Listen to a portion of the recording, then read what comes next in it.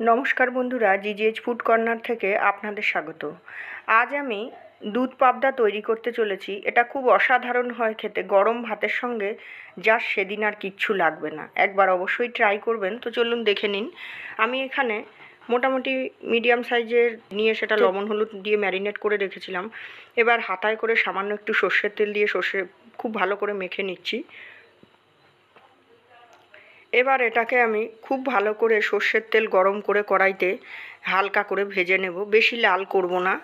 ঢাকনা বন্ধ করে ভেজে নেব যেন না গায়ে ফুটে আসে। আরেকদিকে সবুজ পাকা লঙ্কা, 1 ইঞ্চি আদা এবং পরিমাণ মতো 1 কাপ কালো জিরা দিয়ে একটা খুব ভালো করে মশলা বেটে নেব। দেখুন মশলাটা তৈরি। মাছগুলো ভাজা করে আমি তুলে নিয়ে মশলাটা দিয়ে দেব।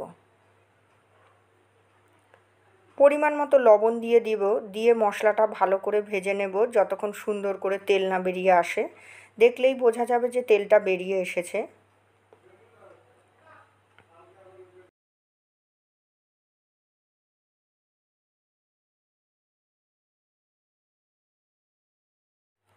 এবার পরিমাণ মতো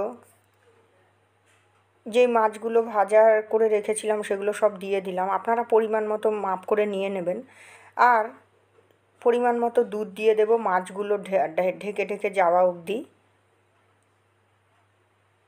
আপনারা পুরো দুধও ব্যবহার করতে পারেন, তবে আমি পুরো দুধ ব্যবহার করিনি। সামান্য একটু জলও মিশিয়ে দেব।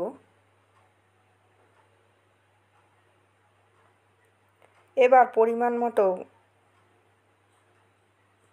প্লেট ধোয়া জল সঙ্গে স্বাদ অনুযায়ী চেরা কাঁচা লঙ্কা দিয়ে ভালো করে নেড়ে ঢাকা দিয়ে দেব। হালকা হাতে নাড়তে হবে যেন না পাবদা মাছগুলো ভেঙে যায়। আপনারা বুঝতেই পেরেছেন, খুব কড়া করে ভাজিনি। এই মাছ খুব কড়া করে ভাজলে স্বাদ চলে যাবে। এই ক্ষেত্রে সামান্য একটু চিনি দিয়ে দিচ্ছি। দেখুন খুব সুন্দর ফুটতে শুরু হয়েছে। এবার পরিমাণ মতো সর্ষের তেল ছড়িয়ে দিলাম, দিয়ে হালকা হাতে মাছটা আবার নেড়ে নেব।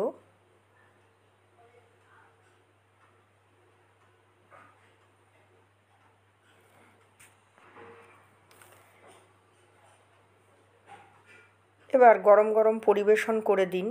গরম ভাতের সাথে এই মাছ জাস্ট জমে যাবে।